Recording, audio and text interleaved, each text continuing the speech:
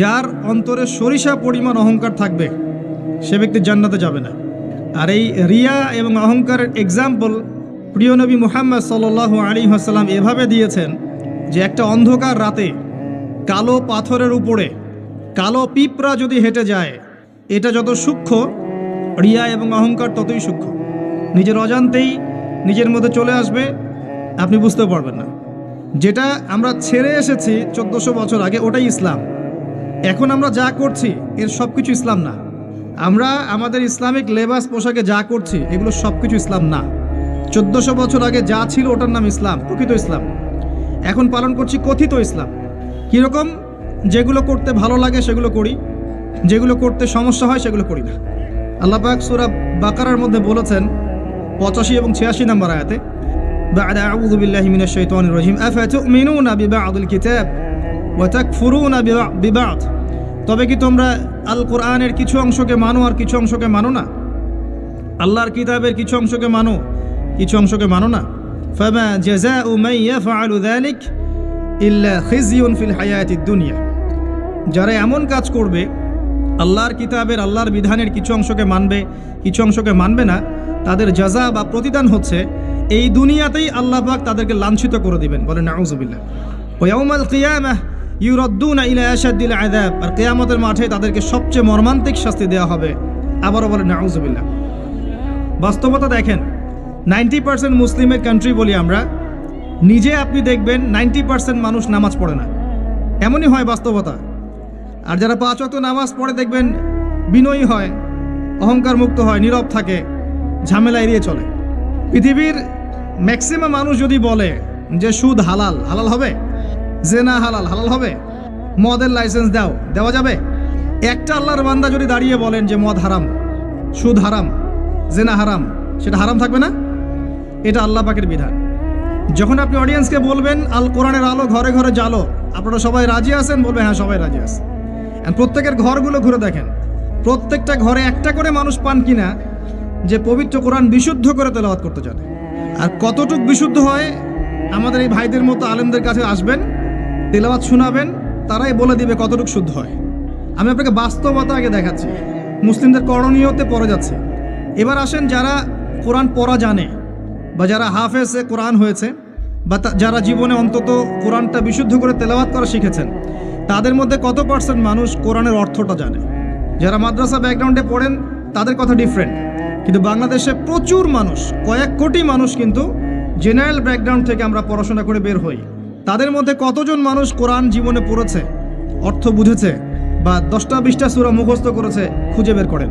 20-30 বছর পড়াশোনা করেও দেখবেন ওযুর ফরজ কয়টা জানে না, নামাজের ফরজ কয়টা জানে না, যাকাতের নিসাব বলতে পারবে না। জিজ্ঞাসা করেন এখন আরবি কোন মাস চলছে, বলতে পারবে না। কোনো সম্পর্কই নাই দিনের সাথে। সম্পর্ক এতটুকু, জুমার দিনে যেতে হয়, মসজিদে যাই, ইমাম সাহেব আরবি দিয়ে জানে কী বলে, শুনি, 2 রাকাত নামাজ পড়ে খোরমা দেয়, নিয়ে চলে আসে। কোরআন আমরা টুকটাক বুঝি ভাঙাচোরা। আমরা আবার কোরআনের আদেশ এবং নিষেধ কতটুকু মেনে চলি, এটা একটা বড় বিষয়। যারা আমরা কোরআন হাদিস কিছুটা বুঝি, তারা আবার কোরআনের আদেশ মানে কিনা, নিষেধ বর্জন করে কিনা, এটা আরেকটা বড় বিষয়। বাস্তবতা এমন, বাস্তবতা দেখবেন কতগুলো ফ্যামিলি পান যেই ফ্যামিলিগুলোর মধ্যে পর্দা কায়েম আছে। খুঁজে দেখেন, আপনি নিজের পরিবার থেকে শুরু করেন, আমি আমার পরিবার থেকে শুরু করি, আপনি আপনার থেকে শুরু করেন, আপনার আত্মীয়দেরকে দেখেন, বংশকে দেখেন, সমাজকে দেখেন, আপনি খুঁজে পাবেন কতগুলো পরিবার পাবেন যেখানে পর্দার বিধান কায়েম আছে। পরিবারের মেয়ে পর্দা করে, মা পর্দা করে, বোন পর্দা করে, অল্প সংখ্যক, ইল্লা মাশাআল্লাহ। হ্যাঁ, এমনও পরিবার আছে যেই পরিবারের সদস্যরা জীবন চলে গেলেও পর্দা ছাড়বে না, এমনও আছে। এমনও পরিবার আছে পরিবারের প্রত্যেক সদস্য আলেম। এমনও পরিবার আছে যে নামাজ না পড়লে পরিবারে ভাত দেওয়া হয় না, এমনও আছে। এগুলোর সংখ্যা কত? নিতান্তই কম, নিতান্তই কম। বাস্তবতায় আসেন আপনি, বাস্তবতা এমন, এগুলোর সয়লাভ চলছে। আবার একটা বড় ইস্যু বলি, মুসলিমদের কথা বলছি। আপনি প্রত্যেকটা পরিবারের জরিপ চালিয়ে দেখেন কতগুলো পরিবারে হালাল রিজিক ঢুকছে। হালাল রিজিক, মাথার ঘাম পায়ে ফেলা হালাল রিজিক পরিবারে ঢুকছে, হালাল খেয়ে পরিবার পরিজন জীবনযাপন করছে। কতটা পরিবারে? ম্যাক্সিমাম পরিবার সুদখোর, ম্যাক্সিমাম। যে আমি নিজেকে সুদ থেকে মুক্ত মনে করছি, মনে করেন আমি একটা বাসায় ভাড়া থাকি, কথার কথা, মনে করেন কথার কথা। এখন ধরেন বাসার মালিক সুদি ব্যাংক থেকে লোন নিয়ে বাড়ি করেছে, কথার কথা, এক্সাম্পল দিচ্ছি। এখন এই টাকাগুলো ভাড়াটিয়াদের টাকাগুলো নিয়ে তিনি ব্যাংকের লোন শোধ করেন। কথা বুঝতে পারছেন? আর একবার লোন নিলে তো শোধ করা চারটাখানি কথা না, চক্রবৃদ্ধি হারে বাড়তে থাকবে। এটাই ওদের উদ্দেশ্য ছিল, রক্ত চুষে খাওয়া সাক, যার ফলে ধনী ধনী হতে থাকে, গরিব আস্তে আস্তে আরও গরিব হতে থাকে। আর আমি অনেকদিন বলেছি এটা মায়ের সাথে জেনা করার মতো পাপ এবং আল্লাহ এবং তার রাসূলের সাথে যুদ্ধ করার মতো পাপ। দলিল আপনি সহিহ বুখারী খোলেন আর সূরা বাকারা পড়েন। সহিহ বুখারীতে আরও আছে 36 বার জেনা করলে যে গুনাহ হয়, 1 দিরহাম সুদ খেলে সেই গুনাহ হয়। এখন মনে করেন আমি রেন্ট দিচ্ছি বা আরও 10 জন রেন্ট দিচ্ছে, এই রেন্টগুলোকে তিনি একত্রিত করে ঋণ শোধ করছেন সুদের। ইনডাইরেক্টলি, পরোক্ষভাবে আমি নিজেও সুদের সাথে সম্পৃক্ত হয়ে গেলাম। যারা এগুলো থেকে সম্পূর্ণ পবিত্র থাকতে চাবে তাদের গায়েও সুদের ছিটাফোঁটা এসে লাগবে। এটা সেই আখিরুজ্জামান, এটা ওই যুগ না। এই যুগের কথাই নবী সাল্লাল্লাহু আলাইহি ওয়াসাল্লাম হাদিসের মধ্যে বলেছেন, এমন যুগ আসবে যে মানুষের পক্ষে রিবা থেকে বেঁচে থাকে এত দুষ্কর হয়ে যাবে যে যারা বেঁচে থাকতে চাইবে তাদের গায়েও সুদের ছিটাফোঁটা এসে লাগবে। এই হলো সেই যুগ। আর যে খায়, যে দেয়, যে লিখে রাখে, যে সাক্ষী থাকে, 4 শ্রেণীর মানুষকে নবী সাল্লাল্লাহু আলাইহি ওয়াসাল্লাম সমান অপরাধী বলেছে। আমাদের ম্যাক্সিমাম পরিবারগুলোতে যান, দেখবেন সুদের সাথে আমরা সম্পৃক্ত আছি। যতই বলি, ব্যক্তিগত জীবনে দেখবেন, ইবাদত বন্দেগীর জীবনে গিয়ে দেখবেন পাক্কা মুসল্লি, কপালে সেজদার দাগ আছে। অর্থনৈতিক জীবনে গিয়ে দেখবেন পাক্কা সুদখোর, ঘুষখোর, দুর্নীতি করছে, ট্যাক্স ফাঁকি দিচ্ছে বা সরকারের মাল আত্মসাৎ করে খাচ্ছে। প্রচুর সম্পদ আছে আমাদের, আমরা আত্মসাৎ করতে করতে করতে করতে একটা হাতি আসতে আসতে মাছি হয়ে যায়। একটা হাতি উপর থেকে আসতে থাকে, আকাশ থেকে একটা হাতি পড়তে থাকে। হাতি পড়তে পড়তে পড়তে পড়তে দেখবেন আপনার কাছে আস্তে আস্তে মাছি হয়ে গেছে। হাতির কান একজন, ডালপালা একজন, নাক একজন, সুর একজন, শিং একজন খেয়ে শেষ করে বলছে। বাই দা ওয়ে, হাতির মনে শিং থাকে না, আমি ভুল বলছি, হাতির সুর থাকে। যাই হোক, এটা বাস্তবতা। আবার দেখবেন আমরা অনেকেই ইসলাম ফলো করার নামেও আমাদের বোনদেরকে সম্পত্তি দিচ্ছি না। সুযোগ পেলেই প্রতিবেশীর জমি মেরে খাবো, 1 বিঘত জমিও ছাড় দিব না। সুযোগ পেলেই অন্যের জমি মেরে খাবো, আত্মসাৎ করে খাবো। দেখা যাবে একটা জিনিস মানুষের প্রাপ্য, সেটাকে আমি ঘুরিয়ে ফিরিয়ে নিজের পকেটে ঢুকিয়ে ফেলেছি। চাকরিতে যাবেন, টেবিলের নিচ দিয়ে টাকা না দিলে আপনার জব হবে না।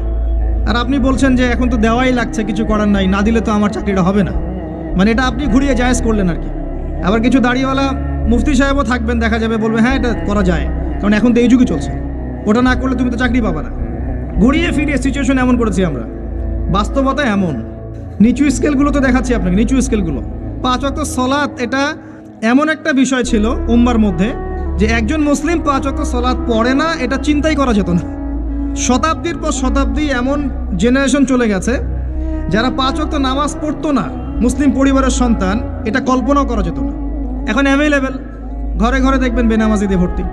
মুসলিম মেয়েরা পর্দা করবে না, এটা কল্পনাও করা যেত না। এখন ঘরে ঘরে দেখবেন জিন্স আর গেঞ্জি, ছেলেদের পোশাক পরে রাস্তাঘাটে ঘুরছে। ইভেন গ্রামগুলোতেও, গ্রামে অনেক সময় এমন এমন দৃশ্য দেখা গেছে চোখে, দেখে আমরা মনে করতেছি আমরা কি ঢাকা শহরে আছি নাকি এটা নিউ ইয়র্ক। আবার গ্রামের মেয়েরা আবার অত্যাধুনিক, কপি করতে করতে দেখা যায় অনেক সময় শহরের মেয়েদেরকে হার মানিয়ে ফেলে। এটা কল্পনায় ছিল না যে মেয়েরা এমন পোশাক পরে ঘোরে। মুসলিম পরিবারের মানুষ কোরআন তেলাওয়াত করতে পারে না, এমনটা হিস্ট্রিতে কখনো ছিল না, খুব কম, রেয়ার। এখন এসে দেখবেন এটা অ্যাভেলেবেল, ঘরে ঘরে দেখবেন কোরআন পড়তে পারে না।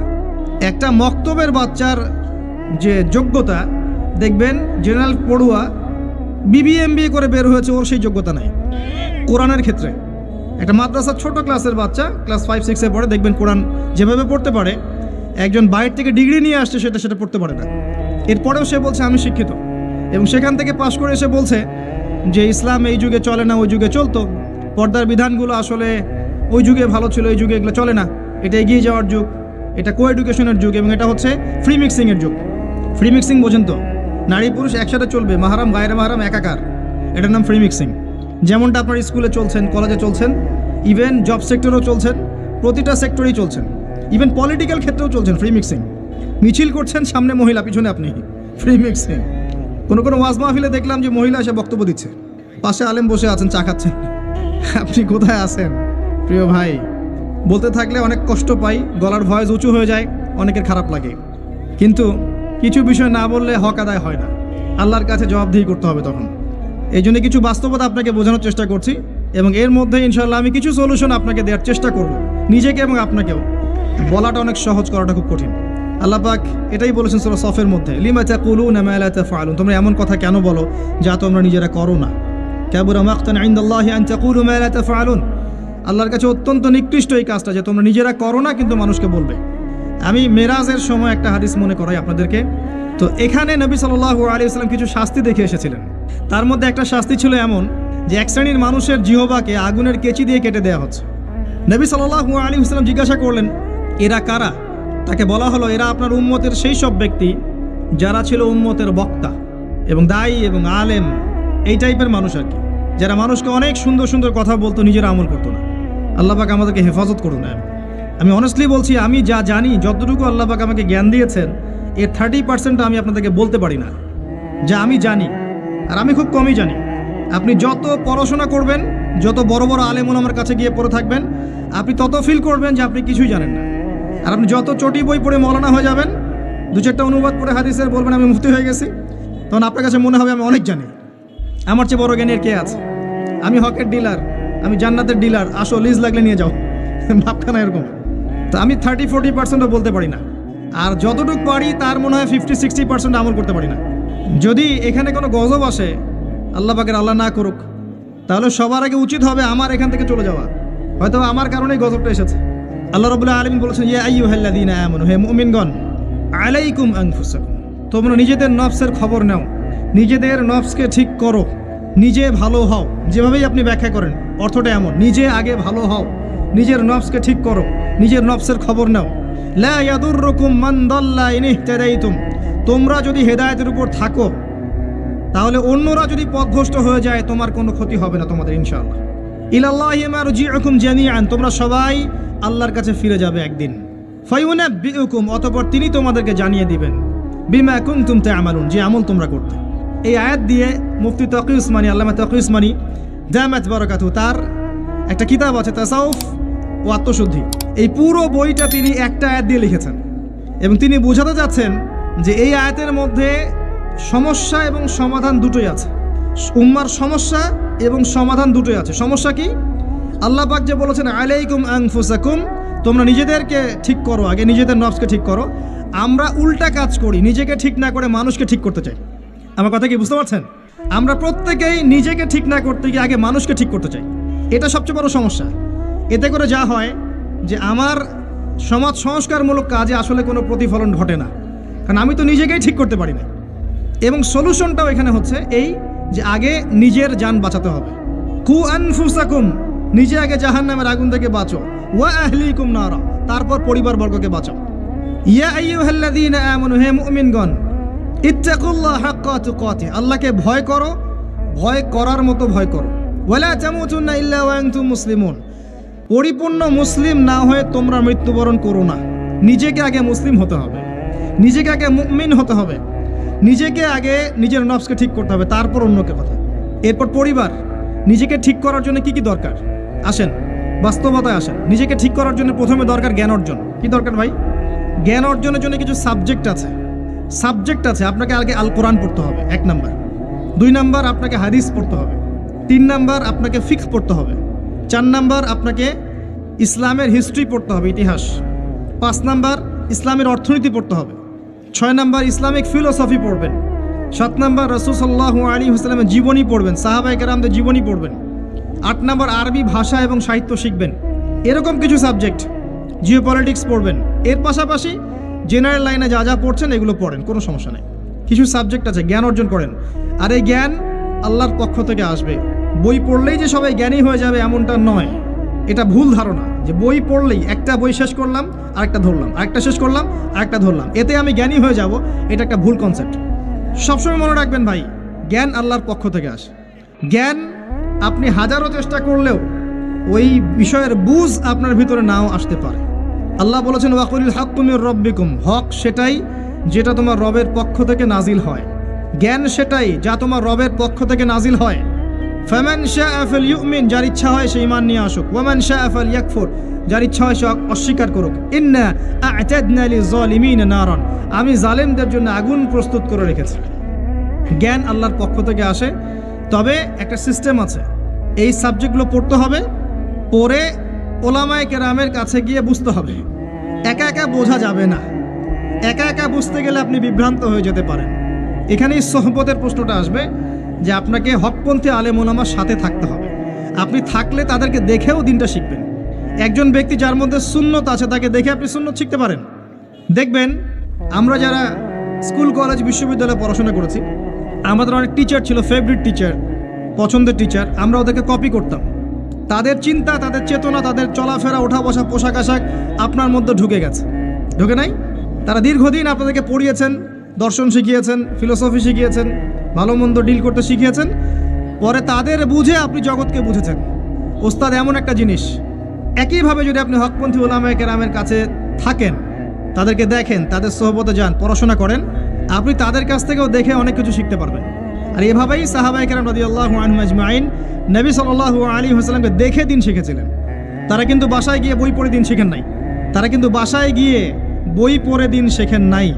এখন আমরা কতজন আলেম ওলামার কাছে যেতে চাই? যেতেই চাই না। বইপত্র অ্যাভেলেবেল, বাসায় পড়বো, জ্ঞানী হয়ে যাব, তাই না? আবার মাশাআল্লাহ দেখা যায় অল্প কিছুদিন পড়াশোনা করে এটা সহি, এটা জয়ীফ, এটা জাল, এটা মাউজু, এটা অমুক, এটা তমুক, এগুলো ফতোয়া শুরু করে দেয়। অথচ সহি জয়ীফের খবরই জানে না সে, কোনটা সহি হয় কোনটা জয়ীফ হয়। বাস্তবতা কঠিন। প্র্যাকটিক্যালি আপনাকে জ্ঞান অর্জন করতে হবে আগে। 2 নাম্বার হচ্ছে জ্ঞান অনুযায়ী আমল। আপনি আপনার জীবনের প্রতিটা কাজ রাসূলুল্লাহ সাল্লাল্লাহু আলাইহি ওয়াসাল্লামের সুন্নাহ মতো করার চেষ্টা করেন। পারবেন? পারা যাবে ইনশাআল্লাহ। প্রতিটা কাজ, রাত হয়েছে ঘুমাতে যাবেন, ঘুমান নবীর সুন্নাহ মতো, ওঠেন তার সুন্নাহ মতো, বাথরুমে যান তার সুন্নাহ মতো, বের হন তার সুন্নাহ মতো, খান তার সুন্নাহ মতো, পরিবারের সাথে সময় কাটান তার সুন্নাহ মতো, নামাজ পড়েন তার আদর্শে, যাকাত দেন, সওম রাখেন, মুআমালাত করেন, আপনি আমর বিল মারুফ নাহি আনিল মুনকারের কাজ করেন, দ্বীনের প্রতিষ্ঠার কাজ করেন, তার মতো করে আল্লাহর পথে দাওয়াত দেন। প্রতিটা কাজে তার সুন্নাহ ফলো করলে আপনার পুরো জীবনটাই ইবাদত হয়ে যাবে ইনশাআল্লাহ তাআলা। আর এটার জন্যই আল্লাহ পাক আমাদেরকে সৃষ্টি করেছেন। মনে আছে ওই আয়াতটা, সূরা যারিয়াত 59 নম্বর আয়াত, ওয়ামা খালাকতুল জিন্না ওয়াল ইনসা ইল্লা লিয়াবুদুন। আমি জিন আর মানুষকে শুধুমাত্র আমার ইবাদত করার জন্যই সৃষ্টি করেছি। কি করলে প্রত্যেকটা কাজ ইবাদত হবে? রাসূলুল্লাহ সাল্লাল্লাহু আলাইহি ওয়াসাল্লামের সুন্নাহ মতো চললে পরে হবে ইনশাআল্লাহ। বেসিকগুলো ঠিক করেন, এবং এগুলো প্রাইমারি লেভেলের কাজ। এগুলো না করে বড় স্বপ্ন দেখা ঠিক না। আর আমরা স্বপ্ন দেখব না এমন নয়, বড় স্বপ্ন দেখবেন, বড় স্বপ্নের চেষ্টা করবেন, সব ঠিক আছে, কিন্তু ভিত্তিহীনভাবে নয়। একটা বাড়ি গঠন করব 10 তলা 20 তলা, ঠিক আছে, ফাউন্ডেশন ঠিক না করে নয়, আগে ভিত্তি দিতে হয়, এবং ভিত্তিতেই বেশি টাকা খরচ করতে হয়। এগুলো ইসলামের ভিত্তি। আমল করেন জানা অনুযায়ী, আল্লাহ পাক তৌফিক দান করুন। হিসাব করে দেখেন আপনার 10 বছরের নামাজ কাজা আছে, 15 বছর 20 বছরের নামাজ কাজা আছে। কি করব এগুলো নামাজের? আল্লাহর কাছে মাফ চাবো, ইনশাআল্লাহ আল্লাহ মাফ করে দিবেন, এটা একটা অপশন। যদি না করেন, এই নামাজগুলোর কাফফারা কে দিবে? এই নামাজগুলো কি টাকা পয়সা হিসাব করে হুজুরকে খাওয়ালে হবে? এখন নতুন একটা সুন্নত বের হয়েছে, মানুষ মারা গেলে হুজুরকে ডেকে বলে আমার আব্বা 10 বছর নামাজ পড়ে নাই, হুজুর কত টাকা দিলে নামাজগুলো কাজা হবে? হুজুরও বলে হ্যাঁ, প্রত্যেক নামাজের জন্য যদি 500 করে দেন, আমি ওয়াক্ত হিসাব করে পড়ে দিব। তো এদিকে 2 দিক থেকে তার লাভ। সে অর্থ পেল, নামাজ পড়লো, তার নিজের নেকি হলো, তার বাবার কিছুই হলো না। ঠান্ডা মাথায় রাত্রেবেলা ঘুমানোর আগে চিন্তা করেন। ওয়াল্লাহি আমি চিন্তা করছি এটা। চিন্তা করেন আপনার জীবনে যখন থেকে আপনার ভালো মন্দ বোঝার ক্ষমতা হয়েছে, ঠান্ডা মাথায় রিকল করার চেষ্টা করেন আপনার মেমোরিকে, যে আপনি কি কি বড় বড় পাপ করেছেন। একটা খাতা নেন সামনে, নিয়ে লিখেন যে আমি 10টা বান্ধবীর সাথে প্রেম করেছি, বড় পাপ তো যে না। আমি মদ খেয়েছি বন্ধুদের সাথে, আমি গুন্ডাগিরি করেছি, একজনের হাতে রক কেটে দিয়েছি, পায়ে রক কেটে দিয়েছি, আছে না এগুলো আমল নামে মানুষের? আমি রিলিফের মাল মেরে খেয়েছি, আমি বোনের সম্পত্তি অধিকার দেইনি, পিতা মাতাকে আমি বৃদ্ধাশ্রমে পাঠিয়েছি, আমি এটা করেছি ওটা করেছি, হিসাব করা যাবে না? এগুলো তো করেছি, আর করি নাই। আমি নামাজ পড়ি নাই এতদিন, এত ওয়াক্ত, আমি যাকাত দেই নাই, আমি রোজা রাখি নাই, পারা যাবে না?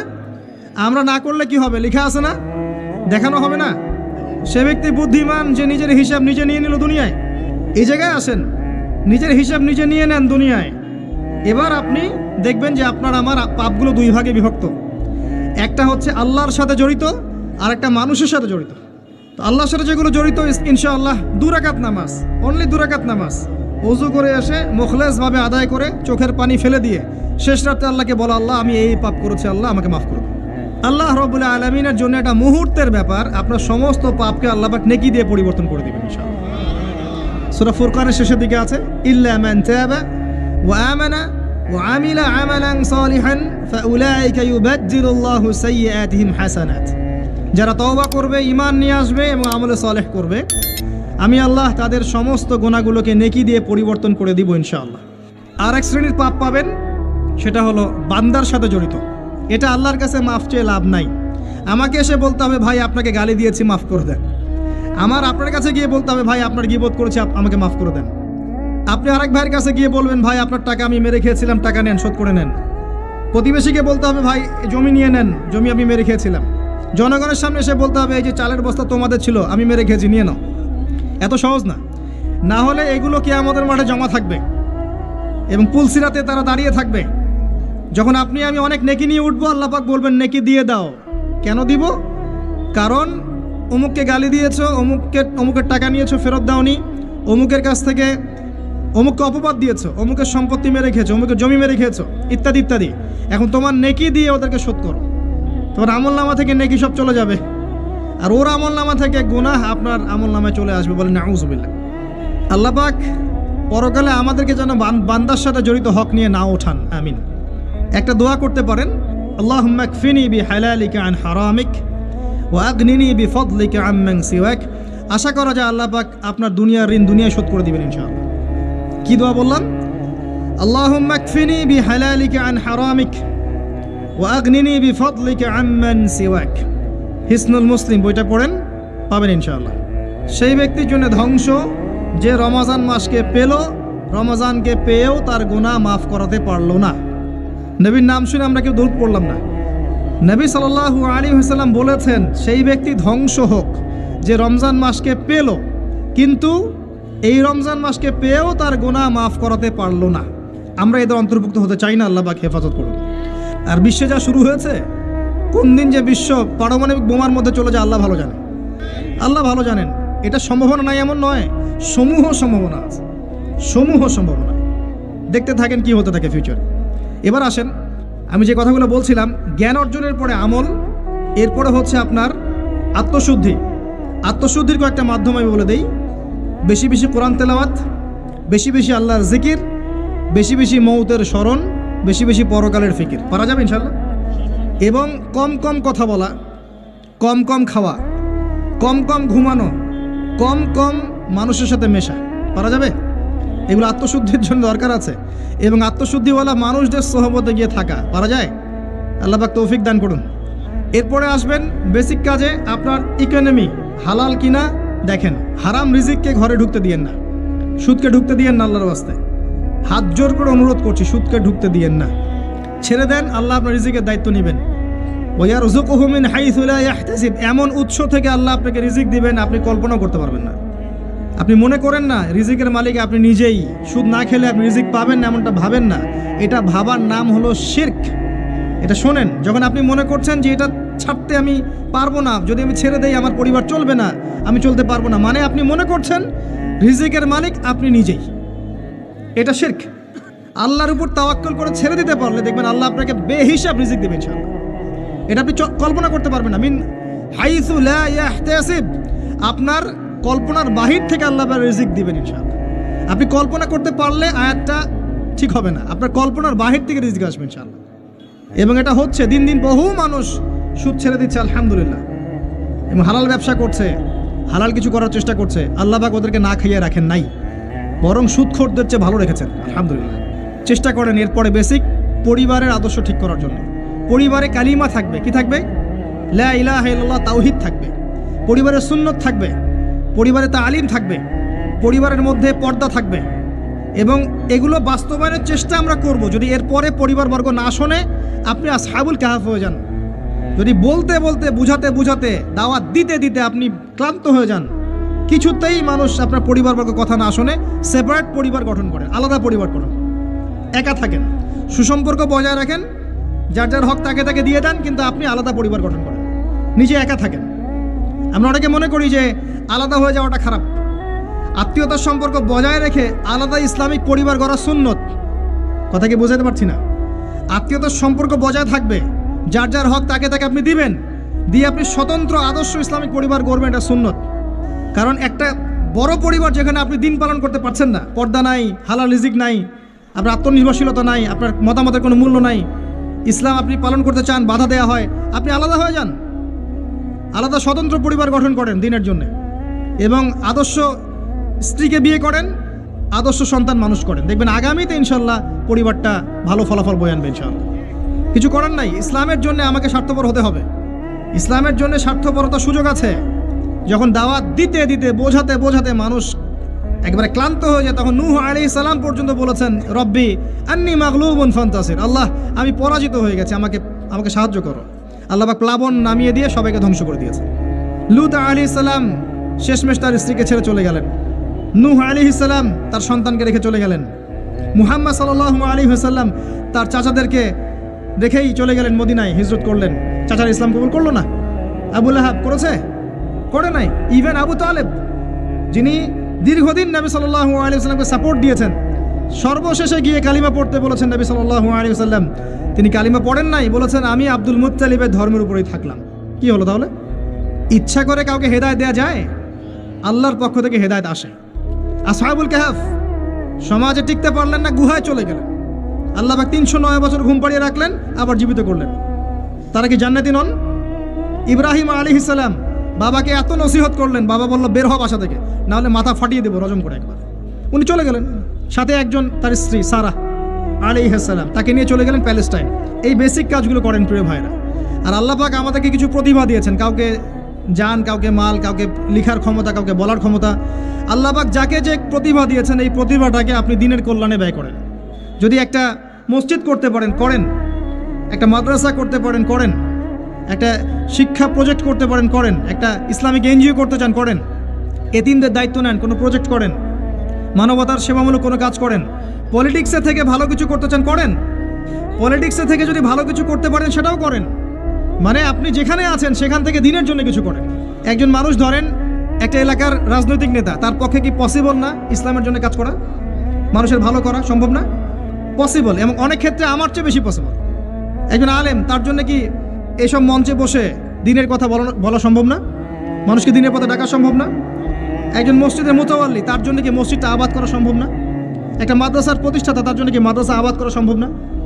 আমাদের প্রত্যেককে আল্লাহ পাক কিছু না কিছু সুযোগ দিয়েছেন, ওগুলোকে ফাইন্ড আউট করে আল্লাহর ওয়াস্তে যে কয়দিন বেঁচে থাকবো দিনের জন্য কিছু করে কবরও যাই, ইনশাল্লাহ জান্নাত পাওয়া যাবে। এগুলো বাস্তব কথা, প্র্যাকটিক্যাল কথা। আর একটা কথা মনে রাখবেন, আল্লাহ পাক বলেছেন নাসুল্লাহ ফানাসিয়াহুম, যারা আল্লাহকে ভুলে যাবে আল্লাহ ওদেরকে ভুলে যাবেন। যারা আল্লাহকে ভুলে যায় আল্লাহ তাদেরকে ভুলে যান। ইন্নাল্লাহা লা ইউগাইয়িরু মা বিকওমিন হাত্তা ইউগাইয়িরু মা বিআনফুসিহিম। একটা কওম যতক্ষণ তার অবস্থা পরিবর্তনের চেষ্টা করে না, আল্লাহ পাক ওই কওমের অবস্থা পরিবর্তন করেন না। ইন তানসুরুল্লাহ ইয়ানসুরকুম ওয়া ইউসাব্বিত আকদামাকুম, তোমরা যদি আল্লাহর দ্বীনকে সাহায্য করো তবেই আল্লাহ তোমাদেরকে সাহায্য করবে, তোমাদের পদযুগল দৃঢ় রাখবে। আমি আবার বলছি শুনেন, তোমরা যদি আল্লাহর দ্বীনকে সাহায্য করো তবেই আল্লাহ তোমাদেরকে সাহায্য করবে। এমনি এমনি সাহায্য আসবে না, আসবে না, কখনোই না। এভাবে ঘাপটি মেরে বসে থাকলে আর সবাই খারাপ হয়ে গেছে, আমি ভালো, নিজে বাঁচলে বাপের নাম, অথবা সমাজটা পচে গেছে এখন আর কিছু করা যাবে না, এইসব চিন্তা করে যারা কম্বল দিয়ে মুড়ি দিয়ে শুয়ে থাকবে তারাও ধ্বংস হয়ে যাবে এক সময়। ধ্বংস হওয়ার সময় ওরাও বাদ থাকবে না, ওরাও ধ্বংস হয়ে যাবে। তো আল্লাহর দ্বীনকে সাহায্য করেন, যার যতটুকু ক্ষমতা আছে, প্রতিভা আছে, আল্লাহ পাক সামর্থ্য দিয়েছেন। আল্লাহ পাক একটা সুসংবাদ দিয়েছেন, ইয়া আইয়ুহাল্লাযীনা আমানু, হে মুমিনগণ, ওয়ালা তাহিনু ওয়ালা তাহজানু, তোমরা হীনবল হয়ো না, দুশ্চিন্তাগ্রস্ত হয়ো না, ওয়া আনতুম লা আলাউনা, তোমরাই বিজয়ী হবে ইনশাআল্লাহ। ইন কুনতুম মুমিনিন, যদি প্রকৃত অর্থে তোমরা মুমিন হয়ে থাকো, যদি তোমরা প্রকৃত অর্থে মুমিন হয়ে থাকো তোমরাই বিজয়ী হবে ইনশাআল্লাহ। হীনবল হয়ো না, দুশ্চিন্তাগ্রস্ত হয়ো না। আল্লাহ পাক আরও আয়াতে বলেছেন, তোমরা কি ভেবেছো এমনি এমনি জান্নাতে চলে যাবে? যতক্ষণ না আল্লাহ পাক তোমাদেরকে পরীক্ষা করছেন, যতক্ষণ না আল্লাহ পাক দেখে নিচ্ছেন কে তোমাদের মধ্যে সবর করনেওয়ালা আর প্রচেষ্টা চালানেওয়ালা, তোমরা কি ভেবেছো এমনি এমনি জান্নাতে চলে যাবে? সেইগুলো হচ্ছে বাস্তব কথা। এবার আসেন, এখন আমরা যে পরিস্থিতির মধ্যে আছি এখান থেকে পুরোপুরি উত্তরণ সম্ভব না। যা দেখছেন ফিতনা ফাসাদ, যা দেখছেন ব্যক্তিগত জীবনে, পারিবারিক জীবনে, সোশ্যালি, ইকোনমিক্যালি, জিওপলিটিক্যালি, এই ফিতনা ফাসাদগুলো থেকে পুরোপুরি রিকভার করা এখন সম্ভব না। এবং এটা আইয়ামে জাহিলিয়াতের সেই জাহিলিয়াতগুলোকে হার মানাচ্ছে দিন দিন। এখানে নবী সাল্লাল্লাহু আলাইহি ওয়াসাল্লামের সিরাত বা জীবনী, এটা ঘেটে দেখবেন তিনি কিভাবে সমাজ সংস্কার করেছেন ওটাই পথ পদ্ধতি, এর বাইরে কোনো পথ নাই। আর একটা দিন যাবে আর আপনার কাছে মনে হবে গতকালটা আজকের দিনের চেয়ে ভালো ছিল। যত দিন যাবে আলামাতুস-সাআহ আখিরুজ্জামানের সাইনগুলো আরও প্রকাশিত হতে থাকবে। মানুষ মারা যাবে, মানুষ বেশি বেশি মরবে, মহামারীতে হোক, হত্যাকাণ্ডে হোক, যুদ্ধে হোক, মানুষ মরবে বেশি বেশি সামনে। উলামায়ে কেরামের সংখ্যা কমতে থাকবে, জাহেলদের সংখ্যা বাড়বে। যত দিন যাবে আল্লাহর প্রাকৃতিক গজবগুলো বাড়বে। ভূমিকম্প বলেন, মহামারী বলেন, জলোচ্ছ্বাস বলেন, ভূমিধস বলেন, আকৃতি পরিবর্তন বলেন, এগুলো বাড়বে। যত দিন যাবে হালাল রিজিক সংকীর্ণ হবে, জিনা বাড়বে, মাদক বাড়বে। মানুষ জিনা করবে হালাল মনে করে, মাদক খাবে হালাল মনে করে। যত দিন যাবে মেয়েদের সংখ্যা বাড়বে, পুরুষরা কমতে থাকবে এবং ছেলেরা মেয়ের পোশাক পরে ঘুরবে, মেয়েরা ছেলের পোশাক পরে ঘুরবে। যত দিন যাবে ফাংশনাল জায়গাগুলোতে মেয়েরা চলে আসবে, ছেলেরা পিছিয়ে পড়বে। যতদিন যাবে যুদ্ধ বিগ্রহ বাড়বে এবং সামনের যুদ্ধগুলো প্রথম ওয়ার্ল্ড ওয়ার, সেকেন্ড ওয়ার্ল্ড ওয়ারকে হার মানাবে। ওগুলো কিছুই নাই সামনে। সামান্য ইস্যু নিয়ে বিশ্বে কী হতে পারে আপনার কল্পনাও নাই। বিশ্ব এদিকে যাচ্ছে আস্তে আস্তে, চিরদিন এমন অবস্থা থাকবে না। নিজের আখের গোছান, নিজের আকীদা ঠিক করেন, আমল ঠিক করেন, পরকালের প্রস্তুতি নেন, হিসেব কিতাব চুকিয়ে দেন, হালাল খান, পরিবার গঠন করেন, পর্দা কায়েম করেন, দিনের জন্য কিছু করেন। সময় নাই হাতে আমাদের। ব্যক্তিগত কাজগুলো বেশি বেশি করে করেন, ওই দিকে দেখার সময় নাই। ওগুলো দেখে আপনি কিছু করতে পারবেন না, কারণ হাত বন্ধ, কিছু করার নাই। অতএব ওইসব বড় বড় ফিকির করে এখন আপনার লাভ নাই। ওটা যাদের করা তারা করবে, যাদের ওইসব ক্ষমতা আছে ওরা করবে, আপনি আমি করতে পারবো না। কিন্তু পরিস্থিতি বুঝতে পারছি যে পরিস্থিতি ভালো না, নিজের পরকালের ফিকির করেন। যতদিন যাবে এগুলো বাড়বে এবং মানুষের মধ্যে নৈতিকতা কমবে, পারস্পরিক হৃদ্যতা ভালোবাসা কমে যাবে। বাপকে হত্যা করবে সন্তান, মাকে হত্যা করবে সন্তান, পিতা মাতার দাস দাসীর মতো আচরণ করা হবে। আর ইকোনমিক সেকশনে তো অনেক আগে বলেছিলাম আপনার টাকার মান কমবে, সম্পত্তি লস হবে, দিন দিন দিন দিন এদিকে ওয়ার্ল্ড যাবে। কি করবেন? ওই যে কাজগুলো বলেছি, বেসিক কাজগুলো ঠিক করেন। আল্লাহর ওয়াস্তে প্রথমে তওবা করে আল্লাহর দিকে ফিরে আসেন, আকীদা ঠিক করেন, আমল বেশি বেশি করার চেষ্টা করেন, সুন্নাহ মাফিক জীবনযাপন করেন, আল্লাহর ওয়াস্তে হালাল খান, হারামে যায় না, পারিবারিক আদর্শ সুন্দর করার চেষ্টা করেন। যদি কথা না শুনে একক পরিবার গড়ে তোলেন, সন্তান সন্ততিকে মানুষ করেন, আপনার জানমাল যা আছে এটা দিয়ে দিনের কোনো খেদমত করেন, চেষ্টা করেন দিনের কোনো কল্যাণ করার জন্য, যেটাকে নিয়ে আপনি আল্লাহর সামনে দাঁড়াবেন। আল্লাহ, আমি মাজুর ছিলাম, এতটুকু করে তোমার কাছে এসেছি, আমাকে মাফ করে দাও। এর বেশি কিছু আমার বলারও নাই, আসলে আমাদের করারও আছে বলে আমার মনে হয় না। আল্লাহ পাক আমাদের সবাইকে কথাগুলো বোঝা